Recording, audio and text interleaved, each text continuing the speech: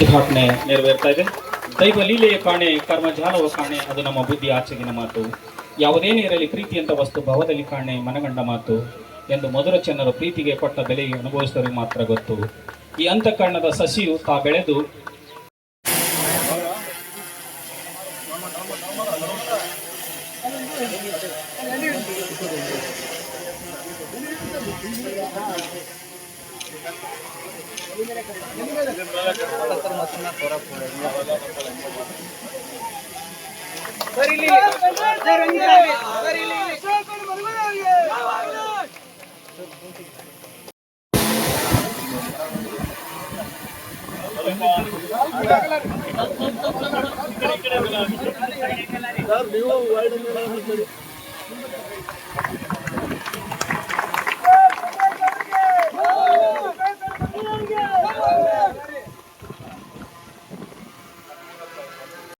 ಹೀಗಾಗಿ ಇಲ್ಲಿ ಈ ಕ್ಷೇತ್ರ ಬಹಳ ಅಭಿವೃದ್ಧಿ ಆಗ್ತಾ ಇದೆ. ಹಿಂದೆ ಉಪಚುನಾವಣೆಯಲ್ಲಿ ಬಂದಾಗ ಊರೆಲ್ಲ ಸುತ್ತಾಡಿದಾಗ ನನಗೆ ಬೇಸರಾಗಿತ್ತು. ಯಾಕೆ ಬೇಸರ ಆಗಿತ್ತು ಅಂತ ಹೇಳಿದ್ರೆ ಎಲ್ಲಾ ಕಡೆ ಧೂಳಿತ್ತು. ನನ್ನ ಕ್ಷೇತ್ರ ಎಷ್ಟು ಚೆನ್ನಾಗಿದೆ, ಇಲ್ಲಿ ಎಲ್ಲಿ ನನ್ಗಿಂತ ದೊಡ್ಡ ದೊಡ್ಡ ಮನೆಗಳು ನಮ್ಮ ಕ್ಷೇತ್ರಕ್ಕಿಂತ ಸಾಹುಕಾರ ಕಾಣಿಸ್ತಾ ಇದ್ದಾರೆ. ಇಲ್ಲಿ ಶ್ರೀಮಂತರ ಹತ್ರ ಬಹಳ ಇದ್ದಾರೆ. ಮನೆ ನೋಡಿದ್ರೆ ಏನು ಹೇಳಿಕೆ 5-5 ಕೋಟಿ ಮನೆ ಕಟ್ಟಿದ್ದಾರೆ. ಆದ್ರೆ ಮನೆ ಮುಂದೆ ರಸ್ತೆನೇ ಇಲ್ಲ. ಎಲ್ಲಿ ನೋಡಿದ್ರಲ್ಲಿ ಇವತ್ತು ಕೆಸರು, ಎಲ್ಲಿ ನೋಡಿದ್ರಲ್ಲಿ ಕಸ, ಇವತ್ತು ಧೂಳು, ಅದೆಲ್ಲ ನೋಡಿದ್ದೆ ನಾನು. ಆದ್ರೆ ಇವತ್ತು ನನಗೆ ಅಶೋಕ್ ಕರ್ಕೊಂಡು ಬಂದ್ರು ಹಿಂಗೆ ಒಂದು ರೌಂಡ್. ನಾನು ನೋಡಿದೆ, ವಿಭಜಕ ಹಾಕಿದ್ದಾರೆ, ಹೈಮಾಸ್ಗಳು ಹಾಕಿದ್ದಾರೆ, ಲೈಟ್ಸ್ ಹಾಕಿದ್ದಾರೆ, ರಸ್ತೆ ಸುಧಾರಣೆ ಆಗಿದೆ. ಇದರ ಅರ್ಥ ಏನು? ಇದರ ಅರ್ಥ ಏನಪ್ಪ ಅಂದ್ರೆ ನಿಮ್ಮ ಸಿಂದಗಿ ಅಭಿವೃದ್ಧಿ ಪಥದತ್ತ ಸಾಗ್ತಾ ಇದೆ. ಅದಕ್ಕೆ ಖುಷಿ ಆಗ್ತದೆ. ಇನ್ನು ಹೆಚ್ಚಿನ ಅಭಿವೃದ್ಧಿ ಆಗ್ಬೇಕು. ಅವ್ರ ತಂದೆಯವ್ರ ಕನಸು ಪೂರ್ತಿ ಆಗ್ಬೇಕು. ಇವತ್ತು ಈ ಭಾಗದ ಸರ್ವಾಂಗೀಣ ಅಭಿವೃದ್ಧಿ ಆಗ್ಬೇಕು. ಅಭಿವೃದ್ಧಿ ಆಗ್ತಾ ಇದೆ, ಮಾಡಿದ್ದು ಬಹಳ ಇದೆ, ಇನ್ನೂ ಮಾಡುವಂಥದ್ದು ಬಹಳ ಇದೆ. ಆ ದೃಷ್ಟಿಯಿಂದ ನಿಮ್ಮೆಲ್ಲರ ಬೆಂಬಲ ಬೇಕು, ನೈತಿಕ ಸಹಕಾರ ಬೇಕು. ನಮ್ಮ ಸರ್ಕಾರ ಈಗ 2 ವರ್ಷ 2 ತಿಂಗಳಾಗಿದೆ. ಎಲ್ಲ ಕೊಟ್ಟ ಮಾತಿನಂತೆ ನಡೆದಿದ್ದೇವೆ, ಎಲ್ಲ ಭರವಸೆಗಳನ್ನ ಈಡೇರಿಸಿದ್ದೇವೆ. ಬಹಳ ಜನ ಹೇಳಿದ್ರು, ಗ್ಯಾರಂಟಿ ಕೊಟ್ರೆ ದಿವಾಳಿ ಆಗತ್ತೆ. ದಿವಾಳಿ ಆಯ್ತಾ? ಆಯ್ತೇನ್ರಿ? ಗ್ಯಾರಂಟಿನೂ ಕೊಟ್ಟಿದ್ದೇವೆ, ಅದಕ್ಕೂ ಹಣ ಒದಗಿಸ್ತಾ ಇದ್ದೇವೆ. ಅದರ ಜೊತೆಯಲ್ಲಿ ಅಭಿವೃದ್ಧಿನೂ ಮಾಡ್ತಾ ಇದ್ದೇವೆ. ಈಗಲೇ ಮತ್ತೆ ಈ ಸಲ ಮಾನ್ಯ ಮುಖ್ಯಮಂತ್ರಿಗಳಂತ ಸಿದ್ದರಾಮಯ್ಯನವರು, ಉಪಮುಖ್ಯಮಂತ್ರಿಗಳಂತ DK ಶಿವಕುಮಾರ್ ಅವರು, ನಾವೆಲ್ಲ ಸೇರಿ ಮತ್ತೆ ಒಬ್ಬೊಬ್ಬ ಶಾಸಕರಿಗೆ ಹಿಂದೆ 25 ಕೋಟಿ ಹೆಚ್ಚುವರಿ ಅನುದಾನ ಕೊಟ್ಟಿದ್ದೇವೆ. ಈಗ ಮತ್ತೆ 50 ಕೋಟಿ ರೂಪಾಯಿ ಹೆಚ್ಚುವರಿ ಅನುದಾನವನ್ನು ಕೊಟ್ಟಿದ್ದೇವೆ. ಹೌದು, 50 ಕೋಟಿ ಕೊಟ್ಟರು ಸಾಲದಿಲ್ಲ, ಇನ್ನು ಹೆಚ್ಚಿನ ಅನುದಾನದ ಅವಶ್ಯಕತೆ ಇದೆ. ಹೀಗಾಗಿ ಅಶೋಕ್ ಮನಗುಳಿಯವರು ಮಾತನಾಡಿದ್ದಾರೆ, ಕೇಳಿದ್ದಾರೆ, ಇವತ್ತು ಈ ಕ್ಷೇತ್ರಕ್ಕೆ ಇನ್ನೂ ಹೆಚ್ಚಿನ ಅನುದಾನ ಕೊಡ್ಲಿಕ್ಕೆ ನೀವೆಲ್ಲ ಬೆಂಬಲ ಕೊಡಬೇಕು ಅಂತ ಹೇಳಿ ನಾನು ವೇದಿಕೆ ಮುಖಾಂತರ ಹೇಳಲಿಕ್ಕೆ ಇಷ್ಟಪಡ್ತಾ ಇದ್ದೇನೆ. ಇದು ಯಾಕಂದ್ರೆ ನನ್ನ ಕ್ಷೇತ್ರ ನಂತರ ಇದರ ಉಸ್ತುವಾರಿ ನಾನು ವಹಿಸಿಕೊಂಡಿದ್ದೆ. ಇದರ ಅಭಿವೃದ್ಧಿ ಬಗ್ಗೆ ನನಗೆ ಕಳಕಳಿ ಇದೆ, ಕಾಳಜಿ ಇದೆ. ಹೀಗಾಗಿ ನಾನು ನನ್ನ ಮಿತ್ರನಾದಂತ ರಹೀಂ ಖಾನ್ ಇರ್ಬೋದು, ಇತರ ಮಂತ್ರಿಗಳು, ಇತರ ಸಚಿವರು ಇರ್ಬೋದು, ಅವ್ರ ಹತ್ರ ಹೋಗಿ ಅವರಿಗೆ ಒತ್ತಾಯ ಮಾಡಿ ಈ ನಗರಕ್ಕೆ ಮತ್ತು ಈ ಕ್ಷೇತ್ರದ ಸರ್ವಾಂಗೀಣ ಅಭಿವೃದ್ಧಿಗೆ ನಿಮ್ಗೆ ಏನೇನು ಅನುದಾನ ಬೇಕಾಗಿದೆ ಅದನ್ನು ಕೊಡಿಸ್ಲಿಕ್ಕೆ ಪ್ರಾಮಾಣಿಕವಂತ ಪ್ರಯತ್ನ ಮಾಡ್ತೇನೆ. ಮತ್ತೆ ನನ್ನ ಕಡೆಯಿಂದ ನೀವೇನು 10,000 ಕೇಳಿದ್ರು, ಯಾರು ಡಾಕ್ಟರ್ ಶಾಂತು 10,000 ಸಸಿಗಳು. ನಾನು ಈಗಾಗಲೇ ಹೇಳಿದ್ದೇನೆ ಚವ್ಹಾಣ್ಗೆ, 10,000 ಎತ್ತರದ ಸಸಿ ಅಂತ ಹೇಳಿದ್ರೆ ಅದಕ್ಕೆ ಹೆಚ್ಚಿನ ಹಣ ಬೇಕಾಗ್ತದೆ. 10,000 ಎತ್ತರದ ಸಸಿ ನೆಡ್ಲಿಕ್ಕೆ ಎಷ್ಟೇ ಅನುದಾನ ಬೇಕಾದ್ರೂ ಆ ಅನುದಾನ ನಾನು ಈ ವರ್ಷನೇ ಮಂಜೂರಿ ಮಾಡ್ತೀನಿ. ನೀವು ನರ್ಸರಿಯಲ್ಲಿ ಅದನ್ನು ಡೆವಲಪ್ ಮಾಡಿ ಮುಂದೆ ಶಾಂತ ಅವರು ಹೇಳಿದಂತ ಪ್ರದೇಶಗಳಲ್ಲಿ ಎಲ್ಲೆಲ್ಲಿ ಆ ಎತ್ತರದ ಸಸಿ ನೆಡಬೇಕಾಗಿದೆ, ನೆಡುವಂತ ಕೆಲಸ ನಮ್ಮ ಇಲಾಖೆಯವರು ಮಾಡಿಕೊಡ್ತಾರೆ ಅನ್ನುವಂತ ಮಾತನ್ನು ಹೇಳಿಕೆ ಬಯಸ್ತಾ ಇದ್ದೇನೆ. ಇದು 47, 48, 50 ಡಿಗ್ರಿ ಸೆಂಟಿಗ್ರೇಡ್ ಉಷ್ಣಾಂಶದಿಂದ ನತಪಟ್ಟಿದ್ದು ನೋಡಿದ್ದೇವೆ. ಇದು ಯಾಕೆ ಉಷ್ಣಾಂಶ ಜಾಸ್ತಿ ಆಗ್ತಾ ಇದೆ? ಯಾಕೆ ಅಂದ್ರೆ ಇವತ್ತು ಏನು ನಾವೆಲ್ಲ ಐಷಾರಾಮಿ ವಸ್ತುಗಳು ಬಹಳಷ್ಟು ಉಪಯೋಗ ಮಾಡ್ತಾ ಇದ್ವಿ. ನಮ್ಮ ಪೂರ್ವಿಕರೆಲ್ಲರೂ ಏನ್ ನೈಸರ್ಗಿಕ ಸಂಪತ್ತಿದೆ ಆ ಸಂಪತ್ತು ಬಹಳ ಹಿತವಾಗಿ ಮಿತವಾಗಿ ಉಪಯೋಗ ಮಾಡ್ತಾ ಇದ್ವಿ. ಆದ್ರೆ ನಾವು ಆ ನೈಸರ್ಗಿಕ ಸಂಪತ್ತಿನ ಮೇಲೆ ದೌರ್ಜನ್ಯ ಮಾಡ್ತಾ ಇದ್ದೇವೆ. ಎಷ್ಟು ನಾವು ನೀರು ತೆಗಿಬೇಕಾದ್ರೆ 1000 ಫೀಟ್ ವರೆಗೆ ಹೋಗ್ತೀವಿ. ಅದೇ ರೀತಿಯಲ್ಲಿ ಇವತ್ತೇನು ಪಟ್ಟಣಗಳು ಹೇಗೆ ಬೆಳೀತಾ ಇದ್ದಾವೆ, ಇವತ್ತು ಯೋಜನೆನೇ ಇಲ್ಲ, ಅಕ್ರಮವಾಗಿ ಬಡಾವಣೆಗಳು ಬರ್ತಾ ಇದೆ, ಎಲ್ಲಾ ಕಡೆ ಮಾಲಿನ್ಯ ಇದೆ. ಗಾಳಿಯಲ್ಲಿ ಮಾಲಿನ್ಯ, ನೀರಿನಲ್ಲಿ ಮಾಲಿನ್ಯ, ಆಹಾರದಲ್ಲಿ ಮಾಲಿನ್ಯ, ಇವತ್ತು ಹಾಲಿನಲ್ಲಿಯೂ ಮಾಲಿನ್ಯ ನೋಡಿ ನೀವು, ಕಾಯಿ ಪಲ್ಯಲ್ಲೂ ಮಾಲಿನ್ಯ. ಯಾಕೆ ಔಷಧಿ ಉಪಯೋಗ ಮಾಡ್ತಾ ಇದ್ದೇವೆ, ಪೆಸ್ಟಿಸೈಡ್ ಉಪಯೋಗ ಮಾಡ್ತಾ ಇದ್ದೇವೆ. ಇವತ್ತು ಇವೆಲ್ಲಾ ಮಾಲಿನ್ಯದಿಂದ ಏನಾಗ್ತಾ ಇದೆ, ದಿನೇ ದಿನೇ ರೋಗ ಜಾಸ್ತಿ ಆಗ್ತಾ ಇದೆ. ಸಂಶೋಧನೆ ಮಾಡ್ತಾ ಇದ್ದೀವಿ, ಎಲ್ಲಾ ರೋಗಕ್ಕೆ ಔಷಧಿ ತಯಾರು ಮಾಡ್ತಾ ಇದ್ದೀವಿ. ಆದರೆ ಯಾರು ಆರೋಗ್ಯಕರವಾದಂತ ಸಮಾಜ ನಿರ್ಮಾಣ ಮಾಡಬೇಕು ಆದ್ರೆ ಪ್ರತಿಯೊಬ್ಬರ ಆರೋಗ್ಯ ಚೆನ್ನಾಗಿರ್ಬೇಕಲ್ಲ. ಅನಾರೋಗ್ಯ ಎಲ್ಲಾ ಕಡೆ ನಡೀತಾ ಇದೆ. 2-3 ವರ್ಷ ಕೆಳಗಡೆ ನೀವೇ ನೋಡಿದಿರಿ, ಏನ್ ನೋಡಿದಿರಿ, ಕೊರೋನಾ ಮಹಾಮಾರಿ ಇಡೀ ಜಗತ್ತು ತತ್ತರಿಸಿ ಹೋಗಿತ್ತು. ಕೊರೋನಾದಿಂದ ಲಕ್ಷಾಂತರ, ರಾಜ್ಯದಲ್ಲಿ 55 ಲಕ್ಷ ಸತ್ಯ ತೋರಿಸಿದ್ದು 40,000. ಅದೇ ರೀತಿಯಲ್ಲಿ ಯಾಕೆ ಸತ್ರು, ಎಲ್ಲಕ್ಕಿಂತ ಹೆಚ್ಚಿಗೆ ಜನ ಆಮ್ಲಜನಕ ಕೊರತೆಯಿಂದ ಸತ್ರು. ಆಕ್ಸಿಜನ್ ಅಂತಿದ್ವಿ, ರಾತ್ರಿ ಎಲ್ಲ ನಮಗೆ ನಿದ್ದೆ ಬರ್ತಿರ್ಲಿಲ್ಲ.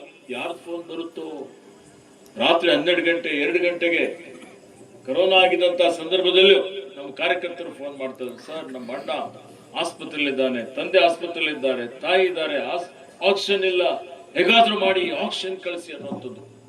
ಅಂತ ಒಂದು ಸಂದರ್ಭ ಯಾವತ್ತಿಗೂ ಬರಬಾರ್ದು. ಯಾಕೆ ಬಂತು? ಆಕ್ಸಿಜನ್ ಯಾರು ಕೊಡ್ತಾರೆ? ಆಕ್ಸಿಜನ್ ಕೊಡುವಂಥದ್ದು ಮರಗಳು, ಗಿಡಗಳು. ಇವತ್ತು ಮರ ಗಿಡ ಆಕ್ಸಿಜನ್ ಕೊಟ್ಟು ಏನ್ ಇಂಗಾಲಿದೆ, ಇವತ್ತು ಕಾರ್ಬನ್ ಡೈಆಕ್ಸೈಡ್ ಅಂತೀವಿ, ಇಂಗಾಲ್ ಹೊರಸೂಸಿದ್ರೆ ತಾಪಮಾನ ಜಾಸ್ತಿ ಆಗ್ತದೆ, ಮಾಲಿನ್ಯ ಆಗ್ತದೆ, ಇವತ್ತು ವಾಯು ಮಾಲಿನ್ಯ ಆಗ್ತದೆ. ಅದಕ್ಕೆ ಇಂಗಾಲನ್ನು ಸೇವನೆ ಮಾಡಿ ಇವತ್ತು ಆಮ್ಲಜನಕ ಕೊಡುವಂತ ಶಕ್ತಿ ಯಾರಿಗಾದ್ರೂ ಇದ್ರೆ ಅದು ಮರಗಳಿಗಿದೆ, ಗಿಡಗಳಿಗಿದೆ. ಅದಕ್ಕೆ ನಾವು ಸಾಲು ಮರದ ತಿಮ್ಮಕ್ಕನಿಗೆ ನೆನಪಿಸ್ಕೊಳ್ತೀವಿ. ಇವತ್ತು ನೋಡಿ ಬಂಧುಗಳೇ, ಭೂಭಾಗದ 33% ಅರಣ್ಯ ಇರಬೇಕು ಅಂತ ಹೇಳ್ತದೆ. ಆದ್ರೆ ಭೂಭಾಗದ ನಮ್ಮ ದೇಶದಲ್ಲಿ ಕಡಿಮೆ ಇದೆ, ನಮ್ಮ ರಾಜ್ಯದಲ್ಲಿ ಸ್ವಲ್ಪ ಮಟ್ಟಿಗೆ ಚೆನ್ನಾಗಿದೆ, 21% ಇದೆ ಇಡೀ ಕರ್ನಾಟಕ ರಾಜ್ಯದಲ್ಲಿ. ಆ ಭಾಗದಲ್ಲಿ ಮೈಸೂರು ಭಾಗದಲ್ಲಿ ಮೈಸೂರು ರಾಜರು ಬಹಳ ದೂರದರ್ಶಿತ್ವ ಇತ್ತು ಅವ್ರ ಹತ್ರ. ಹೀಗಾಗಿ ಆ ಭಾಗದಲ್ಲಿ ಪಶ್ಚಿಮ ಘಟ್ಟ ಇದೆ. ಪಶ್ಚಿಮ ಘಟ್ಟ ಅಂತ ಹೇಳಿದ್ರೆ ಅರ್ಥ ಮಾಡಿಕೊಳ್ಳಬೇಕು, ಇವತ್ತದು ನಮ್ಗೆ ಜೀವ ಜಲ ಕೊಡುವಂಥದ್ದು, ಎಲ್ಲಾ ನದಿಗಳ ಮೂಲ. ಅಲ್ಲಿ ಶೋಲಾ ಫಾರೆಸ್ಟ್ ಇದೆ. ಋತುಮಾನಗಳನ್ನು ಬದಲಾವಣೆ ಮಾಡಿ ಮಳೆ ಬರುವಂತ ಶಕ್ತಿ ಯಾರಿಗಾದ್ರೂ ಇದ್ರೆ ಅದು ಪಶ್ಚಿಮ ಘಟ್ಟಕ್ಕೆ ಇದೆ. ಅದು ಚಾಮರಾಜನಗರ ಇರ್ಬೋದು, ಮಂಗಳೂರು ಇರ್ಬೋದು, ಉಡುಪಿ ಇರ್ಬೋದು, ಹಾಸನ ಇರ್ಬೋದು, ಆ ಭಾಗದಲ್ಲಿ ಇರುವಂತದ್ದು, ಕೆನರಾ ಇರ್ಬೋದು. ಇವತ್ತು ಅದನ್ನು ಸಂರಕ್ಷಣೆ ಮಾಡುವಂಥದ್ದು ಶೋಲಾ ಫಾರೆಸ್ಟ್ ಅಂತ ಹೇಳ್ತೀವಿ. ಶೋಲಾ ಫಾರೆಸ್ಟ್ ಅಂದ್ರೆ ಸ್ಪಾಂಜ್ ಇದ್ದ ತರ, ಮಳೆ ಬಿದ್ರೆ ಮಳೆ ನೀರು ಇಂಗಿಕೊಳ್ಳುತ್ತದೆ. ಸ್ಲೋ ಆಗಿ ನಾವು ಝರ್ಪಿ ಅಂತ ಹೇಳ್ತೀವಲ್ಲ, ಆ ರೀತಿಯಲ್ಲಿ ನೀರು ಬಿಡ್ತದೆ. ಅದು ಬಿಟ್ಟಂತ ನೀರೇ ಇವತ್ತು ನಮ್ಗೆ ಎಲ್ಲಾ ಕಡೆ ನದಿಗಳ ಮುಖಾಂತರ ನೀರು ಬರ್ತದೆ. ಇವತ್ತು ಯಾಕೆ ನಾವು ಪ್ರಕೃತಿ ಪರಿಸರ ಸಂರಕ್ಷಣೆ ಮಾಡಬೇಕು ಅಂತ ಹೇಳ್ತೀವಿ? ಅದಕ್ಕೆ ಇವತ್ತೇನು ಒಂದು ತಿಂಗಳಲ್ಲಿ ಬೀಳುವಂತ ಮಳೆ 1-2 ದಿವಸಲ್ಲೇ ಬಿದ್ದ್ಬಿಡ್ತದೆ. ಆ ರೀತಿ ಮಳೆ ಬಿದ್ದರೆ ಬೆಳೆ ನಷ್ಟ ಆಗುತ್ತೆ, ನೋಡ್ತೀರಿ. ಇವೆಲ್ಲ ನಿವಾರಣೆ ಆಗ್ಬೇಕು ಅಂತ ಹೇಳಿದ್ರೆ, ಪರಿಸರ ಸಮತೋಲನ ಕಾಪಾಡಬೇಕು ಅಂತ ಹೇಳಿದ್ರೆ ವನ್ಯಜೀವಿಗಳ ಸಂರಕ್ಷಣೆನೂ ಬೇಕು, ಜೀವ ವೈವಿಧ್ಯತೆ ಸಂರಕ್ಷಣೆನೂ ಮಾಡಬೇಕು, ಪ್ರಕೃತಿ ಪರಿಸರವನ್ನು ಉಳಿಸ್ಬೇಕು.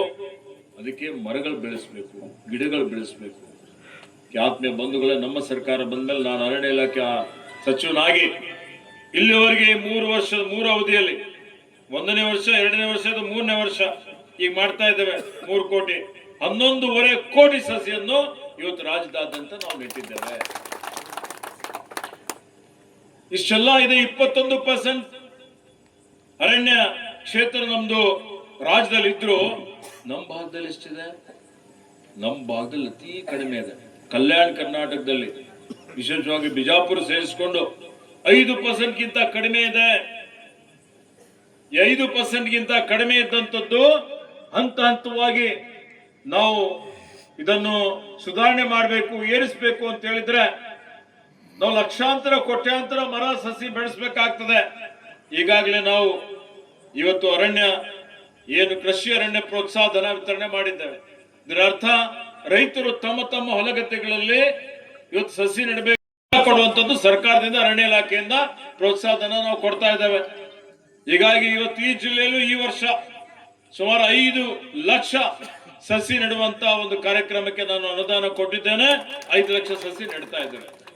ಇವತ್ತು ಯಾದಗಿರಿಯಲ್ಲಿ ಹೋಗಿ ಅಲ್ಲಿ 1 ಲಕ್ಷ ಎತ್ತರದ ಸಸಿ ನೆಡಲಿಕ್ಕೆ ಬೆಳಿಗ್ಗೆ 2 ಗಂಟೆಗೆ ನಾನು ಅಲ್ಲೊಂದು ಕಾರ್ಯಕ್ರಮ ಮಾಡಿ ವನಮಹೋತ್ಸವ ಕಾರ್ಯಕ್ರಮದ ಅಡಿಯಲ್ಲಿ ಅದಕ್ಕೆ ಚಾಲನೆ ಕೊಟ್ಟು ಎಲ್ಲ ಶಾಸಕರು ತೆಗೆದುಕೊಂಡು ಆ ಕಾರ್ಯಕ್ರಮ ಮಾಡಿ ಇಲ್ಲಿಗೆ ಬರ್ತಾ ಇದ್ದೇನೆ. ನಮ್ಮ ಬೀದರ್ನಲ್ಲಿ ಸುಮಾರು 3 ವರ್ಷದ ಅವಧಿಯಲ್ಲಿ ನಾವು 40 ಲಕ್ಷ ಸಸಿಯನ್ನು ನೆಟ್ಟಿದ್ದೇವೆ.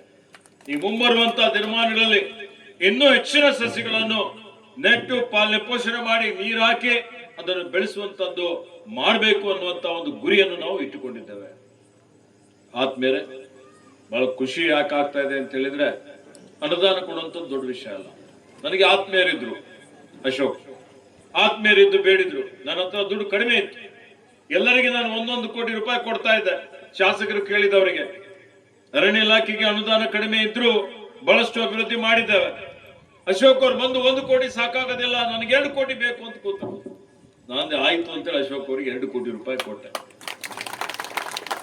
ಇವತ್ತಿಲ್ಲಿ ಇಷ್ಟೊಂದು ಸುಂದರವಾದಂತ ಒಂದು ಉದ್ಯಾನವನ ಮಾಡಿದ್ದಾರೆ. ಇವತ್ತೇನು ಯಾವ ರೀತಿಯಲ್ಲಿ ಮರಗಳು ಬೆಳೆದಿದೆ, ಮಕ್ಕಳ ಒಂದು ಆಟದ ಸಾಮಾನುಗಳನ್ನು ಇಲ್ಲಿ ಬಹಳ ಉತ್ತಮ ಗುಣಮಟ್ಟದ ಒಂದು ಪ್ಲೇ ಫೀಲ್ಡ್ ಮಾಡಿದ್ದಾರೆ. ಅದರ ಜೊತೆಯಲ್ಲಿ ಇವತ್ತಿಲ್ಲೊಂದು ಜಿಮ್ ಮಾಡಿದ್ದಾರೆ. ಇಲ್ಲಿ ವಾಯುವಿಹಾರಕ್ಕೆ ಸಂಪೂರ್ಣವಾದಂತ ಪ್ರಾಶಸ್ತ್ಯವಾದಂತ ಒಂದು ವಾತಾವರಣ ನಿರ್ಮಾಣ ಮಾಡಿದ್ದಾರೆ. ಇಲ್ಲಿ ಬಂದು ಕೂತಿರೋ ಒಂದು ರೀತಿಯ ಶಾಂತಿ ನೆಮ್ಮದಿ ಸಿಗುವಂತ ರೀತಿಯಲ್ಲಿ ಮಾಡಿದ್ದಾರೆ.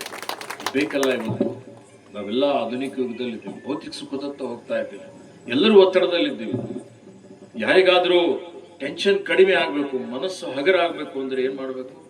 ಉದ್ಯಾನವನಕ್ಕೆ ಬಂದ್ರೆ ಸ್ವಲ್ಪ ಮನಸ್ಸು ಹಗರ ಆಗ್ತದೆ. ನಮ್ಮ ಮಕ್ಕಳು ನೋಡಿ ಯಾವ ರೀತಿಯಲ್ಲಿ ಬಹಳ ಪ್ರತಿಭಾವಂತರಿದ್ದಾರೆ, ಬಹಳ ಮೇಧಾವಿಗಳಿದ್ದಾರೆ ಇಂದಿನ ಕಾಲದಲ್ಲಿ. ಆದರೆ ದಾರಿ ತಪ್ಪಿ ಹೋಗ್ತಾ ಇದ್ದಾರೆ, ಪಾಶ್ಚಿಮಾತ್ಯ ರಾಷ್ಟ್ರದ ಅನುಕರಣೆ ಮಾಡ್ತಾ ಇದ್ದಾರೆ. ಎಲ್ಲರ ಹತ್ರ ಮೊಬೈಲ್ ಆಗಿದೆ, ಫೇಸ್ಬುಕ್ ಆಗಿದೆ, ಇಂಟರ್ನೆಟ್ ಆಗಿದೆ. ಬೆಳಗ್ಗೆಯಿಂದ ಸಾಯಂಕಾಲದವರೆಗೆ ನನ್ನ ಜೀವನ ಪರ್ಯಂತ ಒಂದು ಮನುಷ್ಯನ ದಿನಚರಿ, ಸಣ್ಣ ಮಕ್ಕಳು ಹಿಡ್ಕೊಂಡು ದೊಡ್ಡವ್ರ ತನಕ ಬೆಳಗ್ಗೆಯಿಂದ ಸಾಯಂಕಾಲದವರೆಗೆ ಮೊಬೈಲ್ ಫೋನೇ ಇದೆ. ಮಕ್ಕೊಂಡ್ರು ಎದಿವೆ ಮೊಬೈಲ್ ಫೋನೇ. ವೈದ್ಯರು ಹೇಳ್ತಾ ಇದ್ದಾರೆ 3 ಗಂಟೆ 4 ಗಂಟೆಗಿಂತ ಹೆಚ್ಚಿಗೆ ನೀವು ಮೊಬೈಲ್ ಉಪಯೋಗ ಮಾಡಿದ್ರಿ ಅಂದ್ರೆ ಮಾನಸಿಕವಾಗಿ ದುರ್ಬಲ ಆಗ್ತೀರಿ. ಮಕ್ಕಳು ಅದಕ್ಕೆ ಮಾನಸಿಕವಾಗಿ ದುರ್ಬಲ ಆಗ್ತಾ ಇದ್ದಾರೆ. ಹಿಂದೆ ನಮಗೆಲ್ಲ ಇವತ್ತೆಲ್ಲ ನಮ್ಮ ತಂದೆಯವರು ವಿಧಾನಸಭೆಯಲ್ಲಿ ಲೆಜಿಸ್ಲೇಟಿವ್ ಹೋಮಲ್ಲಿ ಇದ್ದಂತ ಸಂದರ್ಭದಲ್ಲಿ ಬಯಾಟಾಗಿ ನಮ್ಮ ಮನೇಲಿ ಎಲ್ಲರೂ ಲ್ಯಾಂಡ್ ಲೈನ್ ನಂಬರ್ ಹೇಳ್ತಿದ್ವಿ. ಈಗ ಯಾರಿಗಾದ್ರೂ ನಂಬರ್ಗಳು ನೆನಪಿರ್ತಾವ? ಏನ್ರಿ ಮಂಜುನಾಥ್? ನೆನಪೇ ಇಲ್ಲ. ಎಲ್ಲ ಟಕ್ ಟಕ್ ಟಕ್ ಆಗ್ಬಿಟ್ಟು ಏನೋ ಬೆಳಿಗ್ಗೆಯಿಂದ ಸಾಯಂಕಾಲದವರೆಗೆ ಆ ಮೊಬೈಲ್ನಲ್ಲಿ ಫೇಸ್ಬುಕ್ ಅಲ್ಲಿ ಒಳ್ಳೇದು ನೋಡ್ತಾರೆ, ಕೆಟ್ಟದ್ದು ನೋಡ್ತಾರೆ. ಅದು ತಪ್ಪಿಸ್ಬೇಕಲ್ಲ. ಅದನ್ನು ತಪ್ಪಿಸದೇ ಇದ್ರೆ ಮುಂದಿನ ಪೀಳಿಗೆ ಏನಿದೆ ಅಲ್ಲ, ಇವತ್ತು ಅವರು ಉತ್ತಮವಾದಂತ ಒಳ್ಳೆ ಆರೋಗ್ಯ ಇಟ್ಕೊಂಡು ಅವ್ರು ಮುಂದೆ ಹೋಗ್ಲಿಕ್ಕೆ ಸಾಧ್ಯ ಆಗೋದಿಲ್ಲ. ಸರ್ಕಾರ ಈ ದೇಶದಲ್ಲಿ ಯಾವ್ದಾರಿತ್ತು ಅಂದ್ರೆ ಅದು ನಮ್ಮ ಹೆಮ್ಮೆಯ ಕಾಂಗ್ರೆಸ್ ಸರ್ಕಾರ ಅಂತೇಳಿ ಸಂದರ್ಭದಲ್ಲಿ ನಾ ಹೇಳಕ್ ಬಯಸ್ತಾ ಇದ್ದೀನಿ. ಇವತ್ತು 60,000 ಕೋಟಿ, ಪ್ರತಿ ವರ್ಷ 60,000 ಕೋಟಿ ರೂಪಾಯಿ ಇವತ್ತ ವಿಶೇಷವಾಗಿ ಇವತ್ತ 5 ಗ್ಯಾರಂಟಿಗಳಿಗೆ ಮೀಸಲಿಡುವುದ್ರ ಜೊತೆಗೆ ಪ್ರತಿಯೊಂದು ಮತಕ್ಷೇತ್ರಕ್ಕೆ 1000 ಕೋಟಿ ರೂಪಾಯಿ ಇವತ್ತು ಅಭಿವೃದ್ಧಿ ಕಾಮಗಾರಿಗಳಿಗೆ ನೀಡುವುದರ ಜೊತೆಗೆ ಇವತ್ತ ಕಳೆದ ಚುನಾವಣೆಯಲ್ಲಿ ಇವತ್ತು ನಾವು ಏನು ಜನರಿಗೆ ಮಾತು ಕೊಟ್ಟಿದ್ದೀವಿ ಆ ಮಾತಿನ ಅನುಗುಣವಾಗಿ ಇವತ್ತು ಇದೀಗ ತಾನೇ ಕಾರ್ನಲ್ಲಿ ಈಶ್ವರ್ ಖಂಡ್ರೆ ಸಾಹೇಬ್ರು ನಾವು ಕೂಡಿ ಬರ್ತಾ ಇದ್ದೆವು.